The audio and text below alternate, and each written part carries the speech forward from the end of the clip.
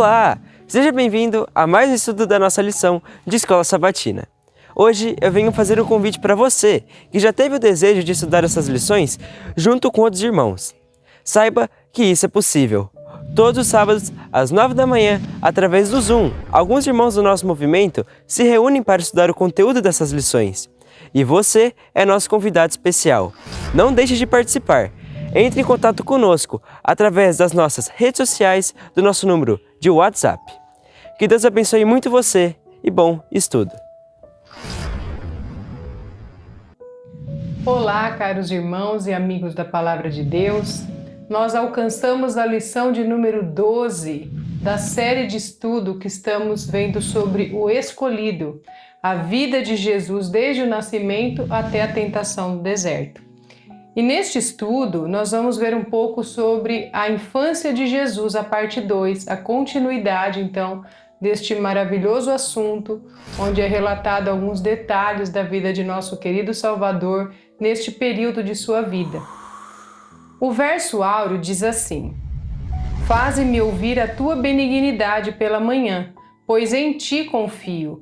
Faze-me saber o caminho que devo seguir, porque a ti levanto a minha alma. Salmo 143, 8. A primeira pergunta nos diz como podemos buscar comunhão com Deus. Em 1 Tessalonicenses 5, 11 a 24, nos diz assim: Consolai-vos, pois, uns aos outros e edificai-vos reciprocamente, como também estáis fazendo. Agora vos rogamos, irmãos, que acateis com apreço os que trabalham entre vós e os que presidem no Senhor e vos admoestam, e que tenhais com amor em máxima consideração por causa do trabalho que realizam. Vivei em paz uns com os outros, exortando-vos também, irmãos, a que admoesteis os insubmissos, consoleis os desanimados, ampareis os fracos e sejais longânimos para com todos. Evitai que alguém retribua a outrem mal por mal. Pelo contrário, segui sempre o bem entre vós e para com todos. Regozijai-vos sempre, orai sem cessar. Em tudo dai graças, porque esta é a vontade de Deus em Cristo Jesus para convosco. Não apagueis o espírito, não desprezeis as profecias, julgai todas as coisas, retende o que é bom, abstede-vos de toda forma do mal. O mesmo Deus da paz vos santifique em tudo, e o vosso espírito, alma e corpo sejam conservados íntegros e irrepreensíveis na vinda de nosso Senhor Jesus Cristo. Fiel é o que vos chama, o qual também o fará. Então, aqui uma receita do apóstolo Paulo para estarmos em maior comunhão com Deus. A palavra de Deus aqui nos mostra. Nós, então, vivemos em paz, nós seguimos o bem, dar graças em tudo, orar sem cessar, uma coisa muito importante, né? E também nos diz para não apagueis o espírito, não desprezeis as profecias. Então tem muitas recomendações aqui feitas para nós aumentarmos, buscarmos, maior comunhão com Deus.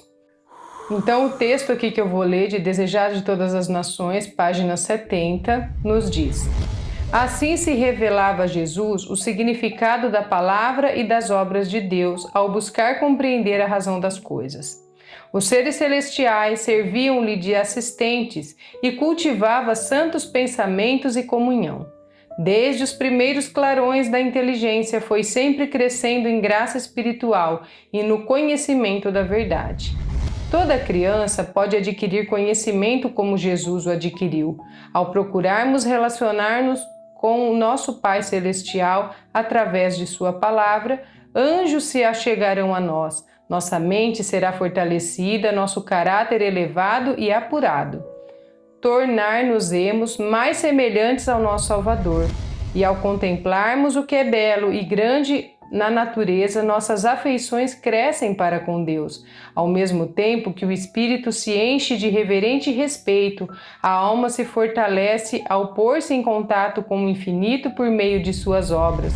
A comunhão com Deus mediante a oração desenvolve as faculdades mentais e morais, e as espirituais se robustecem ao cultivarmos pensamentos sobre assuntos espirituais. Então, tudo que nós nos ligamos com Deus espiritualmente nos eleva até Ele, seja através de Sua palavra, seja através das obras que Ele fez, as obras da natureza. Tudo isso confirma mais a nossa comunhão com Ele. Segunda pergunta. Tem 3 tópicos aqui. O tópico A. Havia algum traço de pecado no menino Jesus? B. Como era a população de Nazaré? E C. Portanto, foi seu caráter provado? Essas respostas nós encontraremos aqui na nota do Desejado de Todas as Nações, página 71, que diz: a vida de Jesus estava em harmonia com Deus. Enquanto criança, pensava e falava como criança, mas nenhum traço de pecado desfigurava nele a imagem divina.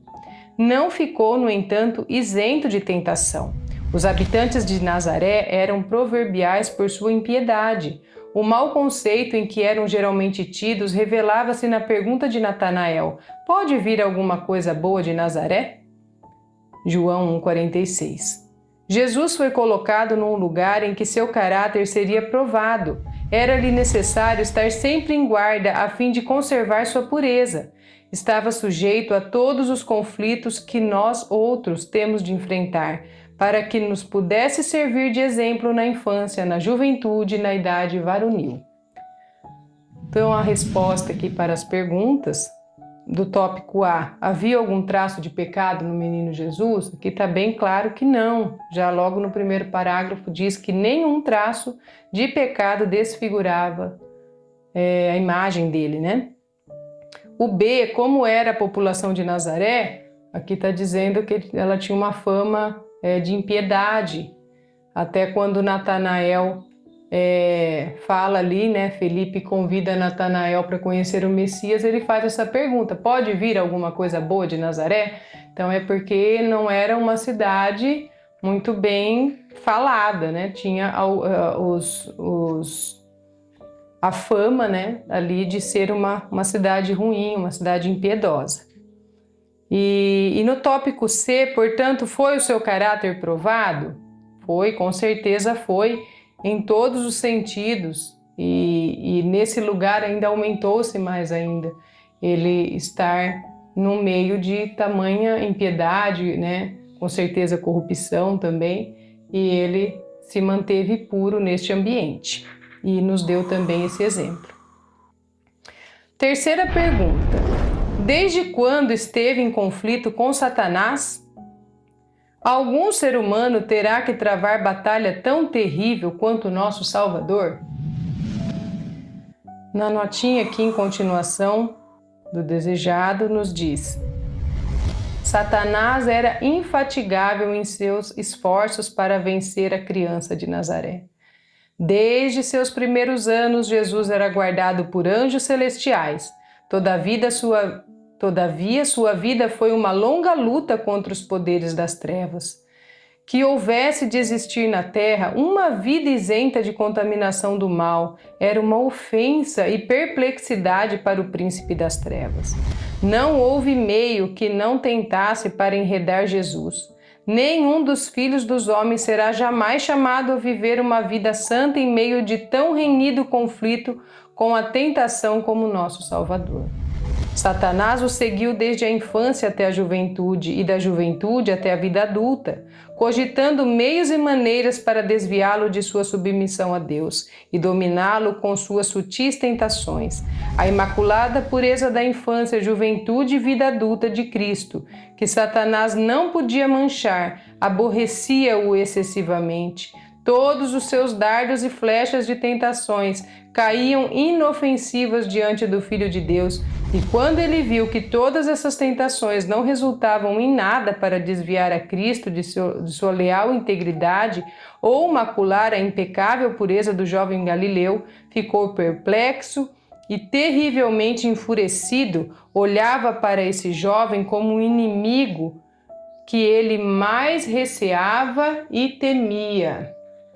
Então veja só, esse conflito, nós vemos aqui que desde os tenros anos de Cristo, os primeiros anos, aliás, nós sabemos que ali já desde o ventre, já pelo fato de Maria não achar um lugar para ter o menino, as pessoas não darem este abrigo, depois a gente vê a fúria ali de Herodes para tentar matar o menino, e depois nos anos subsequentes usando diversos artifícios, usando instrumentos humanos também para desanimar Cristo de sua obra. Satanás sempre teve isso como objetivo, porque ele não se conformava de ter um ser humano ali, uma pessoa nesse mundo, vivendo uma vida sem pecado. Porque infelizmente Satanás ele tem o domínio sobre o coração humano. Nós nascemos no pecado e esse trabalho de desarraigação do pecado é feito através de Cristo, porque ele venceu o mal e ele nos dá poder também para fazer o mesmo. E aqui então diz que algum ser humano terá que travar essa batalha tão terrível quanto o nosso Salvador? Nenhum. Nenhum ser humano vai chegar perto daquilo que Cristo passou, a experiência que ele teve. Então, nós sabemos que ele foi o ápice, né, sofreu o ápice ali, então, de tentações em todos os sentidos. A quarta pergunta: qual era a condição social dos pais de Jesus? Qual era o valor desta experiência? Aqui eu vou ler um texto em Provérbios 30, verso 7 até o 9, que diz assim: Duas coisas te peço, mas não negues antes que eu morra. Afasta de mim a falsidade e a mentira. Não me des nem a pobreza nem a riqueza. Dá-me o pão que me for necessário, para não suceder que, estando eu farto, te negue e diga: quem é o Senhor? Ou que, empobrecido, venha a furtar e profane o nome de Deus. Então aqui Salomão trazendo esse conselho, né, muito interessante, que ele está pedindo que não des nem a riqueza nem a pobreza, ali ele vendo os contrapontos de cada um, buscando então o quê? Ele fala que dá-me o pão que me for necessário, quer dizer, não me deixa passar fome e também não me dá demais, porque às vezes o demais pode nos afastar de Deus também. Na notinha aqui do Desejar Todas as Nações, página 72, diz: os pais de Jesus eram pobres e dependentes de sua tarefa diária. Ele estava familiarizado com a pobreza, a abnegação, as privações. Essa experiência serviu-lhe de salvaguarda. Em sua laboriosa vida não havia momentos ociosos para convidar a tentação. Nenhuma hora vaga abria a porta a companhias corruptoras. Tanto quanto possível cerrava a porta do tentador. Ganho ou prazer, aplauso ou reprovação, não o podiam levar a condescender com uma ação má. Era prudente para discernir o mal e forte para a ele resistir. Então, a condição social dos pais de Jesus, vemos aqui na nota que eles eram pobres e eles eram dependentes de sua tarefa diária, ou seja, eles precisavam trabalhar para poder sobreviver. A realidade de muitos de nós, né, hoje em dia também.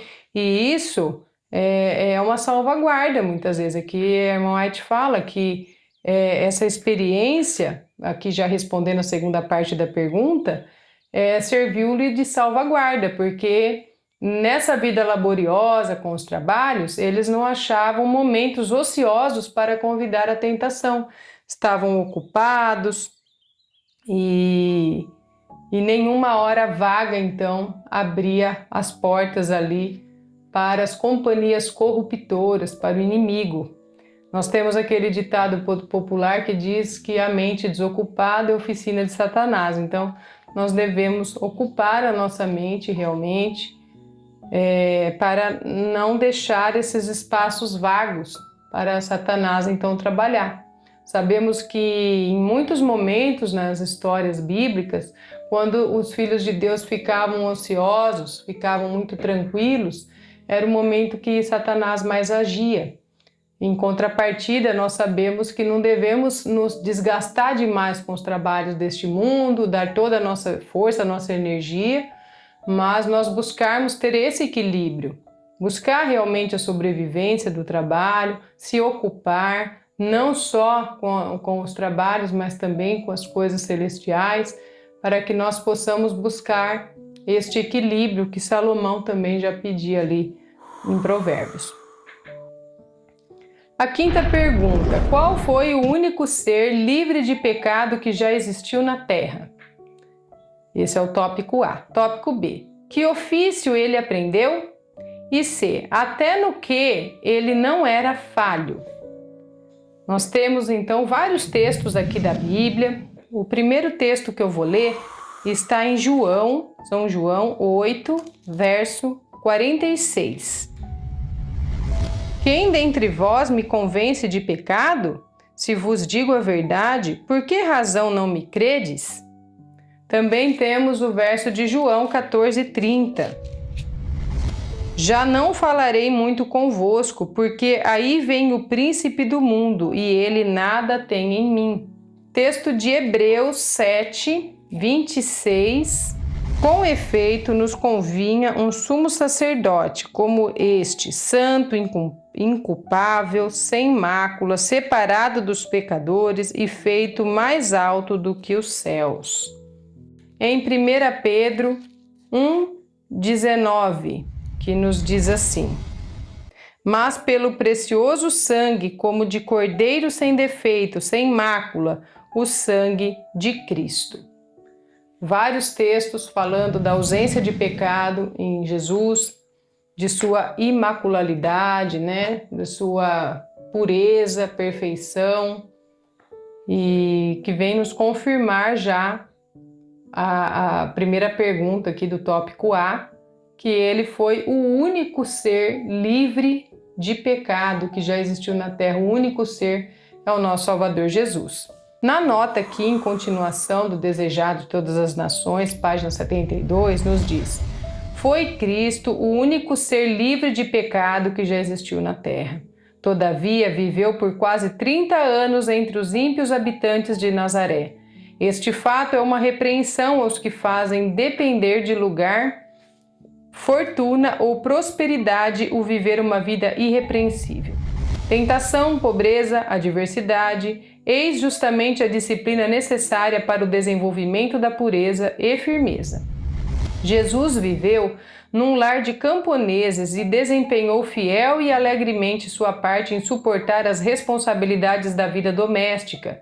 Fora o comandante do céu e os anjos se tinham deleitado em lhe cumprir as ordens. Era agora um voluntário servo, um filho amorável e obediente. Aprendeu um ofício e trabalhava com suas próprias mãos na oficina de carpintaria de José. Nos simples trajes de operário comum, caminhava pelas ruas da pequenina cidade, indo e voltando em seu humilde labor. Não empregava o poder divino de que dispunha para aliviar os próprios fardos ou diminuir a própria lida.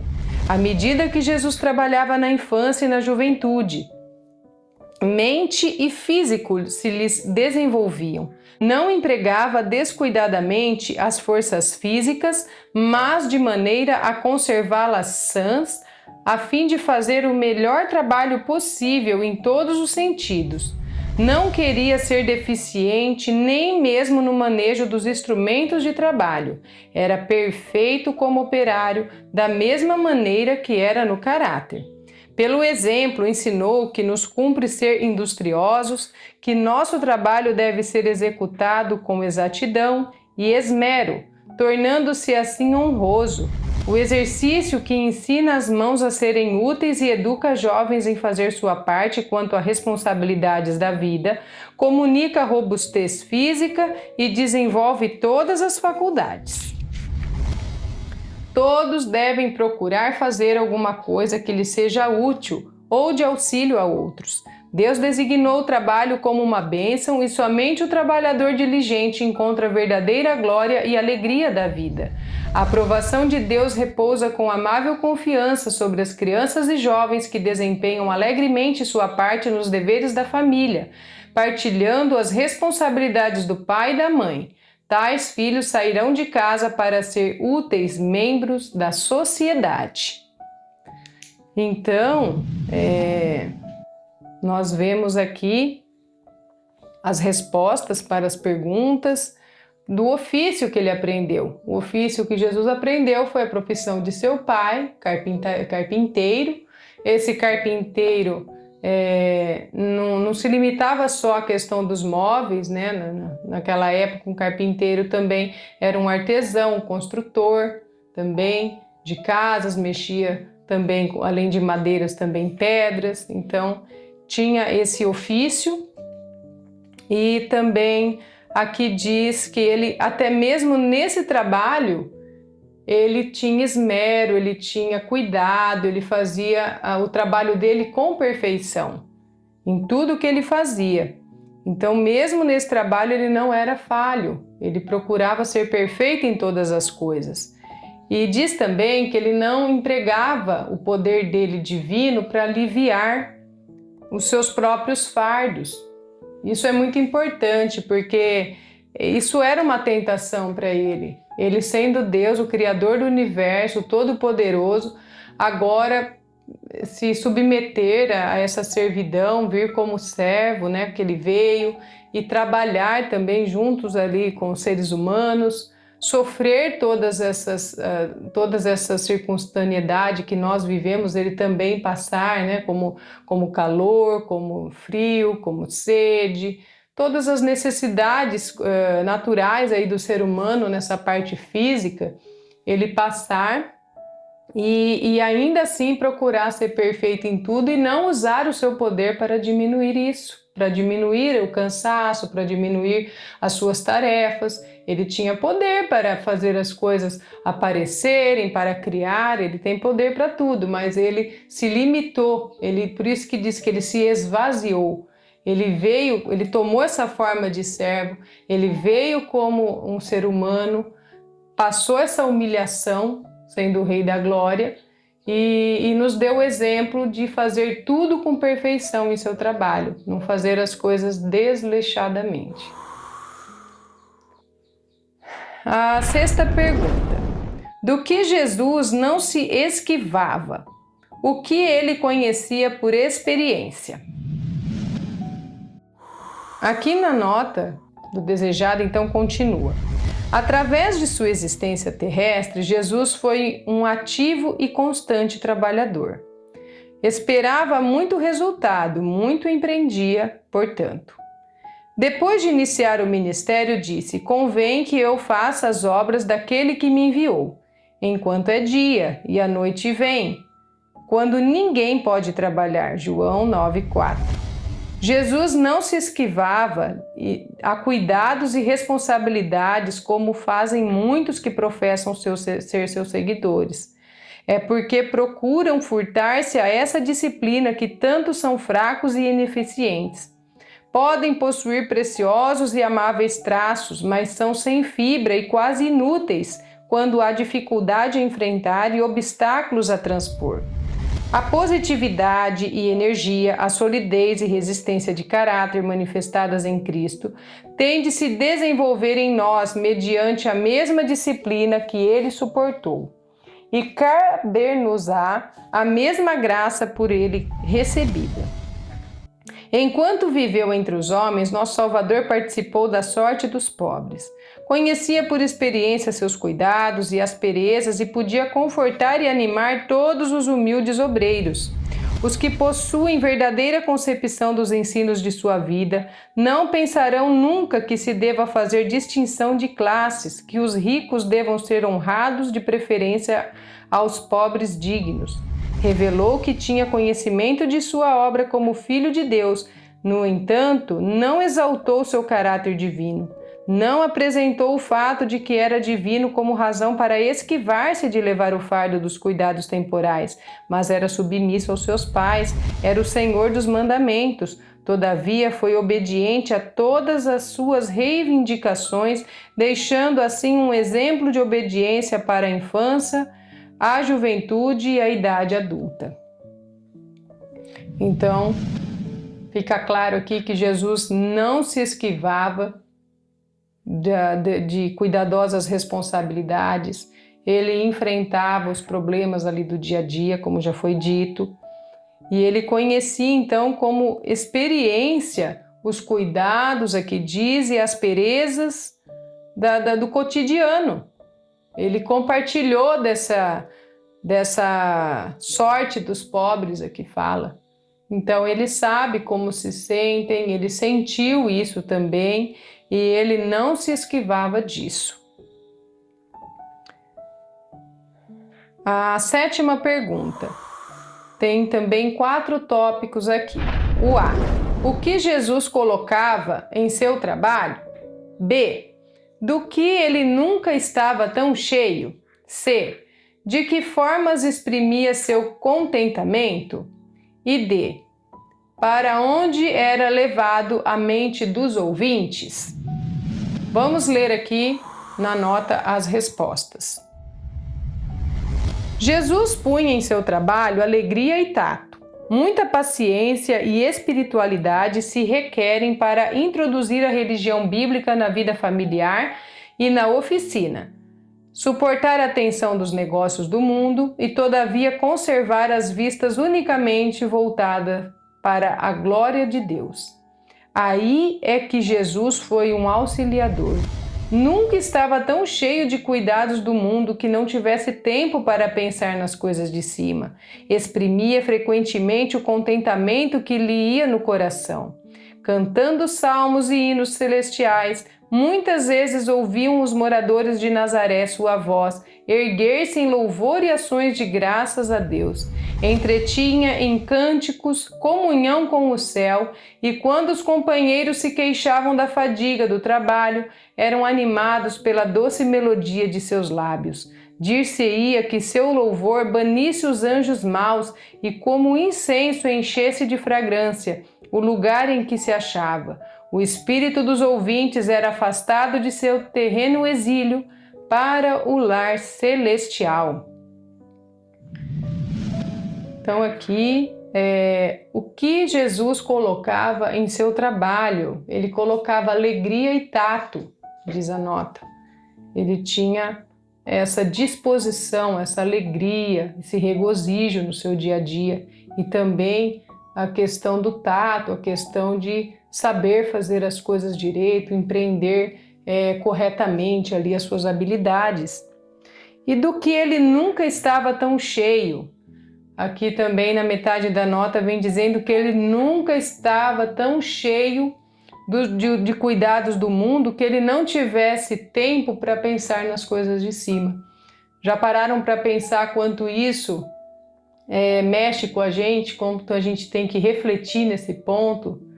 Nós vivemos hoje num mundo corrido, todos falam das correrias, estamos sempre correndo de um lado para o outro. Salomão muitas vezes diz que nós corremos atrás do vento, e eu acho que é verdade mesmo. Nós temos as nossas ocupações, nós sempre estamos ocupados, e muitas vezes, queridos ouvintes, nós terminamos o nosso dia sem tirar tempo para as coisas de Deus. E isso nós devemos fazer um exercício diário para que não seja assim, para que nós possamos seguir o exemplo aqui de nosso querido Salvador, que mesmo diante de tantos trabalhos, tantas perplexidades que ele passava, ele nunca estava tão cheio de atividades que não pudesse tirar esse tempo para as coisas do alto. Nós temos 24 horas no nosso dia e quantas horas do nosso dia nós empregamos nas coisas de Deus. Vale a pena nós refletirmos sobre isso. No que nós empreendemos no nosso dia a dia, que realmente vale a pena, que realmente vai construir para a eternidade. Então, que cada um de nós possa refletir nesse aspecto, inclusive a mim cabe essa reflexão. E aqui também diz de que formas exprimia o seu contentamento. Ele exprimia cantando, um ato maravilhoso aqui que nos deixa. Ele cantava salmos e hinos celestiais, era a forma dele estar exprimindo frequentemente então o seu contentamento. E para onde era levado a mente dos ouvintes?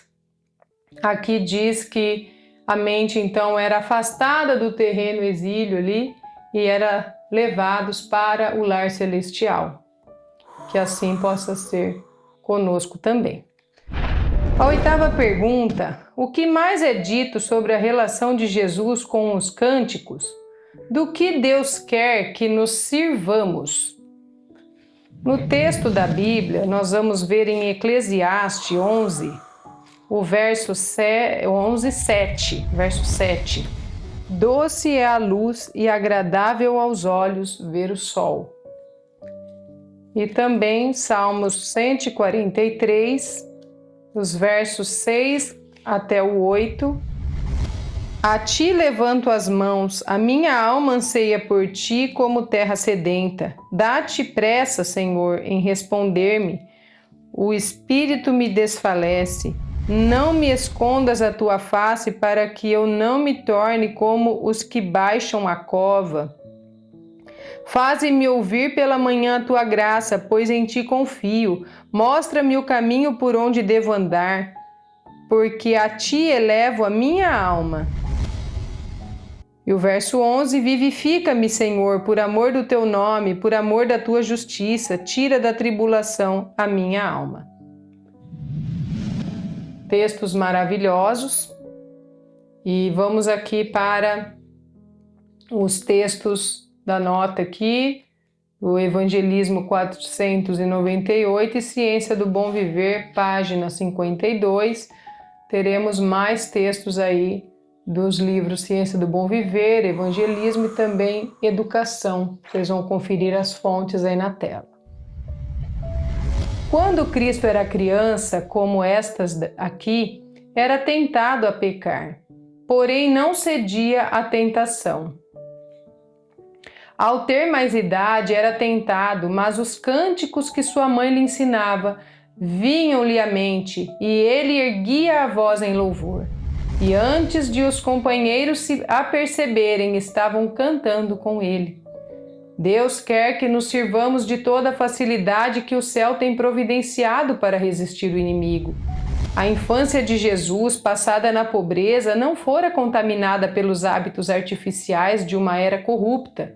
O alvorecer encontrava-o muitas vezes em algum lugar retirado, meditando, examinando as Escrituras ou em oração. Com cântico saudava a luz da manhã. Com hinos de gratidão alegrava suas horas de labor e levava a alegria celeste ao cansado e ao abatido. Que louvor e ações de graça sejam expressos em cânticos. Quando tentados, em lugar de dar expressão a nossos sentimentos, ergamos pela fé um hino de graças a Deus. O canto é uma arma que podemos empregar sempre contra o desânimo. Ao abrirmos assim o coração à luz da presença do Salvador, teremos saúde e sua bênção. Caso houvesse muito mais louvor ao Senhor e muito menos repetição de desânimos, muito mais vitórias seriam obtidas.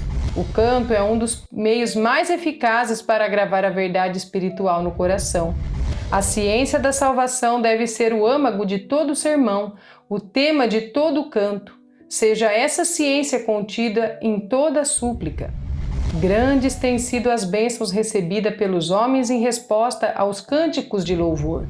Quantas vezes, pelas palavras de um cântico sagrado, se descerram no espírito as fontes do arrependimento e da fé, da esperança, do amor e da alegria. Então aqui nós vemos que essa relação de Jesus com os cânticos tinha muito espaço em sua vida.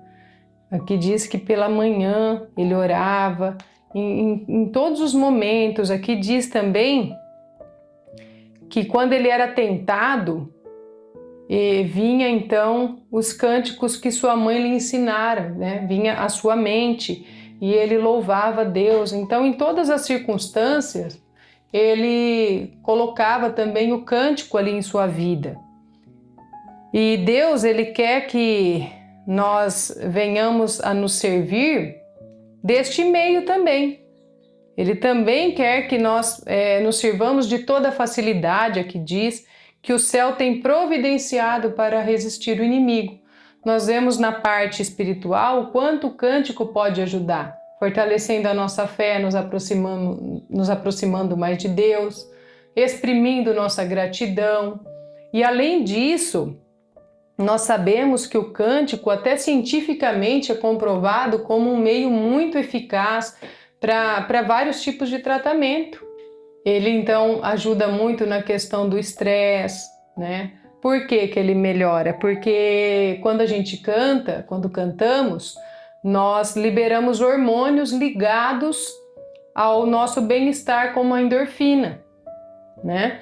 E nós também ativamos os nossos neurônios através do cântico. Isso melhora o nosso humor, também melhora a nossa memória, porque nós vamos, né, lidando ali com as letras, para as melodias, para ser decoradas.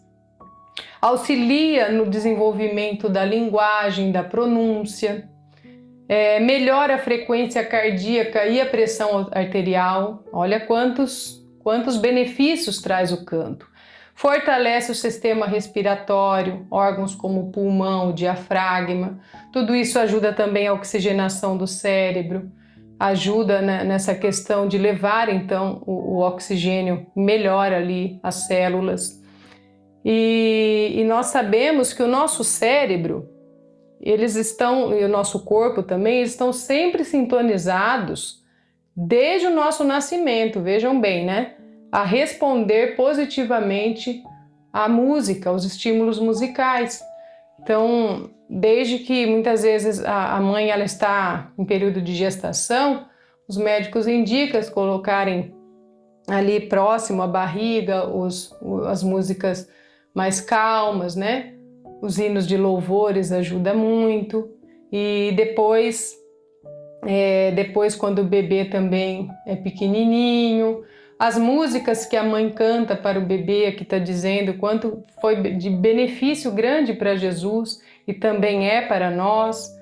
E assim depois, quando a criança é maior, mais jovenzinha, ela vai aprendendo a cantar já desde pequena e aquilo vai ajudar em vários aspectos no seu corpo, tanto a parte física como a mental e também a espiritual, principalmente se tratando das músicas então sacras, dos hinos de louvores, dos salmos, o quanto isso pode nos edificar em todos os sentidos, que possamos estar cada vez mais dispostos então a praticar isso em nossos lares. A nona pergunta: como as pessoas se sentiam com a presença de Cristo? Esse é o tópico A. O B: do que nosso Salvador fugiu? E C: o que ele consagrou com a sua obra? Na nota aqui do desejado nos diz: Jesus era a fonte de vivificante misericórdia para o mundo, e durante todos aqueles retirados anos de Nazaré, sua vida fluía em correntes de simpatia e ternura. Os velhos, os sofredores, os oprimidos de pecado, as crianças a brincar em sua inocente alegria, as criaturas dos bosques, os pacientes animais de carga, todos se sentiam mais felizes por sua presença. Aquele cuja palavra poderosa sustinha os mundos, detinha-se para aliviar um pássaro ferido. Nada havia para ele indigno de sua atenção, coisa alguma a que ele desdenhasse prestar auxílio. Assim, à medida que se desenvolvia em sabedoria e estatura, crescia Jesus em graça para com Deus e os homens. Atraía a simpatia de todos os corações mediante a capacidade que revelava de se compadecer de todos. A atmosfera de esperança e valor que o circundava tornava uma bênção em todo o lar. Muitas vezes, na sinagoga, aos sábados, era convidado para ler a lição dos profetas e o coração dos ouvintes fremia, pois nova luz brilhava nas palavras familiares dos textos sagrados. Não obstante, Jesus fugia à ostentação. Durante todos os anos de sua residência em Nazaré, não fez exibição de seu miraculoso poder, não buscou altas posições, nem pretendeu nenhum título. Sua vida quieta e simples, e mesmo o silêncio das Escrituras a respeito dos primeiros anos de sua vida, ensinam uma importante lição.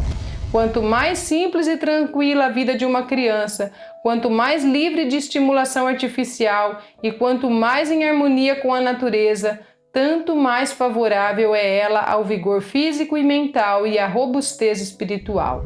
Jesus é o nosso exemplo. Muitos há que se detêm com interesse sobre o período de seu ministério público, enquanto passam por altos os ensinos de seus primeiros anos. É, porém, na vida doméstica que ele é o modelo de todas as crianças e jovens. O Salvador condescendeu em ser pobre para poder ensinar quão intimamente podemos nós, em uma vida humilde, andar com Deus. Viveu para agradar, honrar e glorificar o Pai nas coisas comuns da vida. Sua obra começou por consagrar o humilde ofício do operário que labuta para ganhar o pão cotidiano. Quando trabalhava ao banco de carpinteiro, fazia tanto a obra de Deus como quando operava milagres em favor da multidão. E todo jovem que segue o exemplo de Cristo na fidelidade e obediência em seu humilde lar pode reclamar aquelas palavras proferidas a respeito dele pelo Pai por intermédio do Espírito Santo. Eis aqui o meu servo a quem eu sustento, o meu eleito a quem se compraz a minha alma. Isaías 42:1. Então, maravilhosa nota, aqui nos trazendo detalhes desta fase da vida de Cristo. E aqui nos diz que como as pessoas, então, elas se sentiam com a presença de Cristo, as pessoas se sentiam bem, se sentiam felizes, que diz aqui até mesmo os animais, todos aqui que conviviam, dividiam o mesmo espaço com ele, se sentiam mais felizes por sua presença. Então, aqui diz que do que o nosso Salvador fugiu, ele fugia da ostentação. Ele não fazia caso de se exibir, de mostrar o seu miraculoso poder, de fazer com isso uma exibição, e ele também não pretendeu nenhum título, ele fugia a isso. E o que ele consagrou com sua obra? Aqui diz que sua obra começou por consagrar o humilde ofício de operário que labuta para ganhar o pão cotidiano. Então ali diz que ele fazia até mesmo um trabalho missionário no seu trabalho, no seu ofício de carpinteiro. Ele também fazia ali a obra de Deus, ele dava exemplo em todas as coisas. Então ele estava sempre tentando, em todas as coisas que ele se envolvia, ele estava sempre em comunhão com Deus, estava sempre impressionando aqueles que estavam ao seu redor. A 10ª pergunta, em resumo, o que nos é relatado nos primeiros anos de Jesus e onde seu lar era localizado? No 8º testemunho para a igreja, 222, nos diz: sua mãe foi seu primeiro mestre. De seus lábios e dos rolos dos profetas, ele aprendeu as coisas celestiais. Viveu num lar campestre e fiel e alegremente desempenhou sua parte em levar os fardos da família. Ele havia sido comandante do céu e os anjos se deleitavam em cumprir sua vontade. Agora era voluntário, servo, um amável e obediente filho. Aprendeu um ofício e com suas próprias mãos agiu na oficina de carpintaria ao lado de José.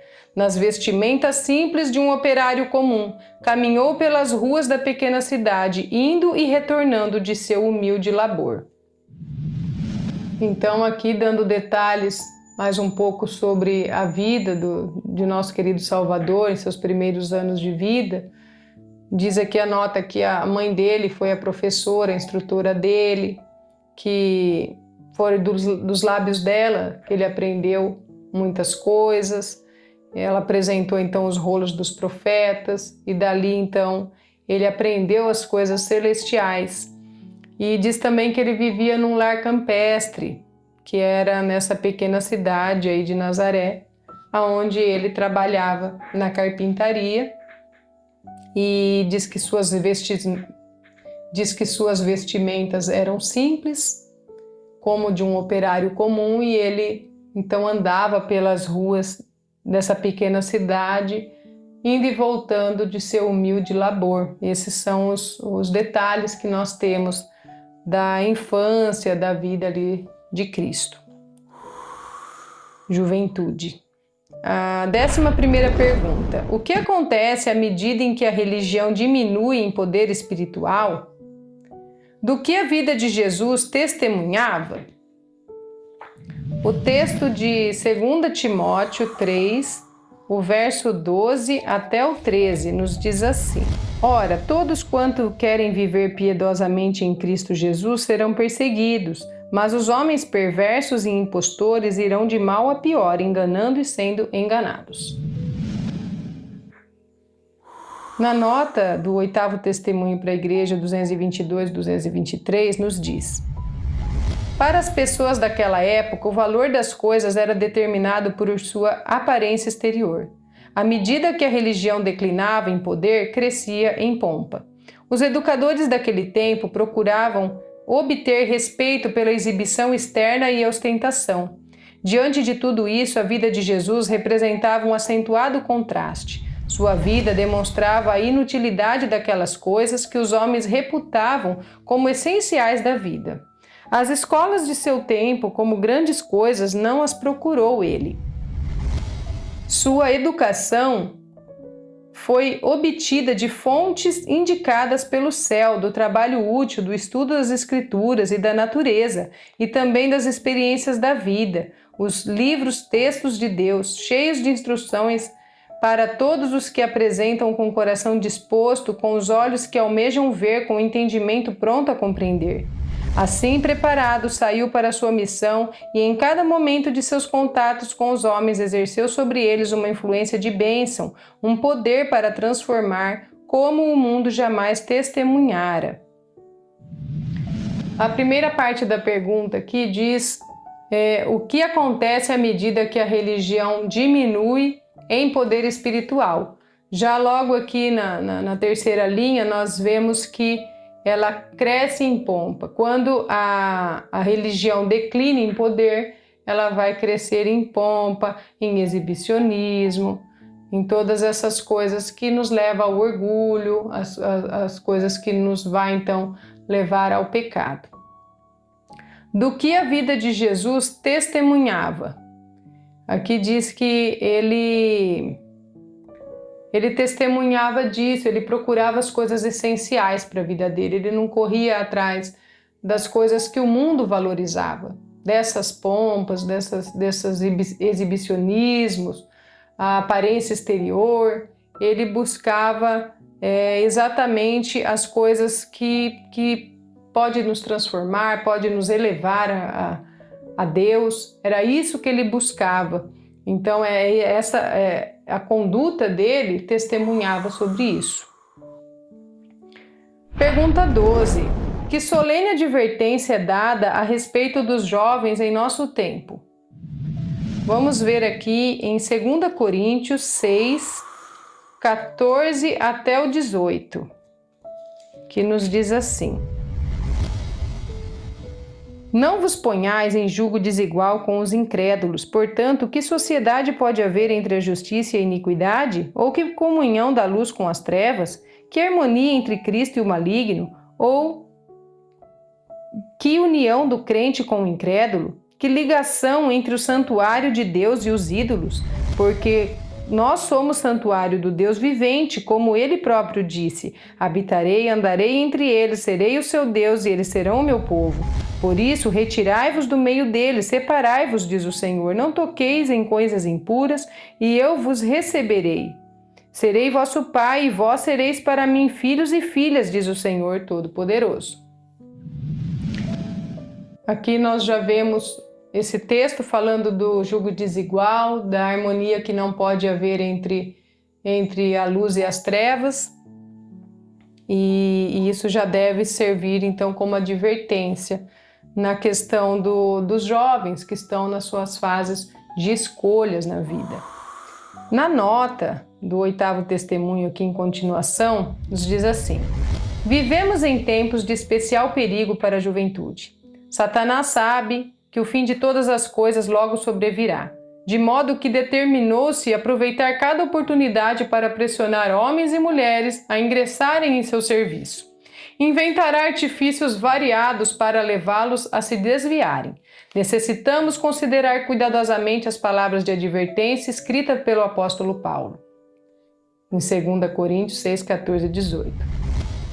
Estamos vivendo em meio aos perigos dos últimos dias. Algo decisivo deve ser dito para advertir nosso povo contra o perigo de permitirem que seus filhos, necessitados de cuidados e instruções paternos, deixem seus lares e se dirijam a locais onde serão postos em contato com pessoas mundanas, pouco religiosas, amantes de prazeres.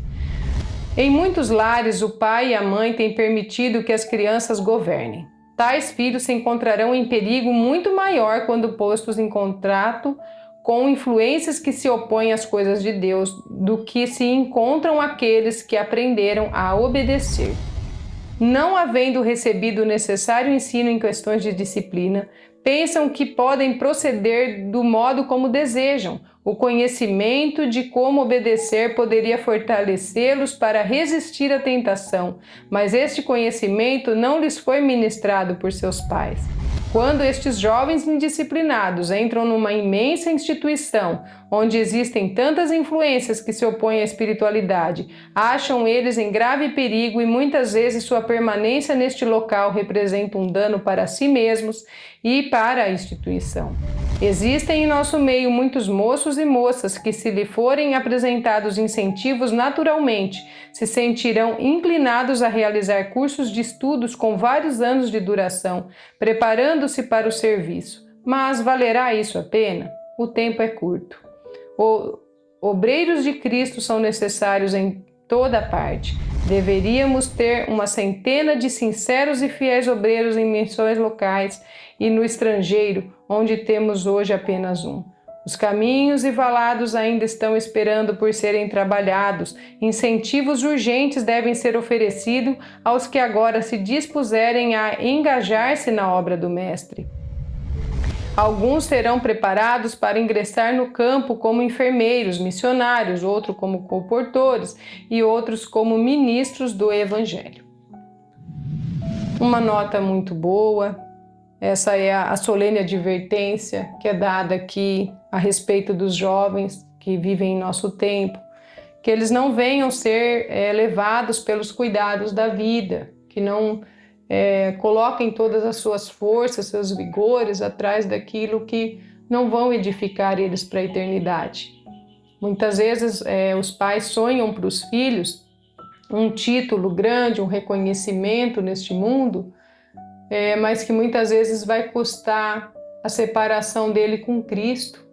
Aqui está dizendo também na questão de ser ensinado desde criança a obedecer, não deixar que os filhos governem, porque depois, se isso é fortalecido, eles vão ter maior dificuldade ao entrarem em contato com outras pessoas. E essa associação, nós sabemos que muitas vezes é inevitável nós termos, mas tem que procurar construir um bom fundamento com as orientações de Deus, com muita oração, com muita perseverança, entregando a cada dia os nossos filhos aos cuidados de Deus, para que nós possamos ter essa sabedoria para poder conduzir, incentivar eles a procurar aquilo que realmente vem do alto, aquilo que realmente vale a pena. Que Deus possa nos abençoar, que possa dar aos pais essa instrução, os pais aí que estão com os filhos na idade da infância, da juventude, que ainda predomina muito a influência ali sobre eles, que o Senhor possa iluminar as mentes, possa ajudar, auxiliar essas mães, esses pais, para realmente colocarem os seus filhos no altar do Senhor.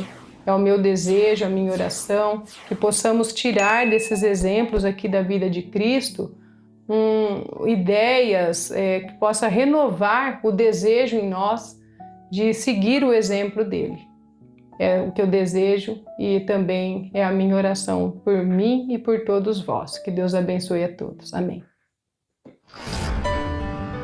Em nosso site, vocês encontrarão estudos, notícias, dicas de saúde, além de todas as nossas lições. Participem conosco através da nossa página no Facebook e assistam todas as nossas lições através do YouTube.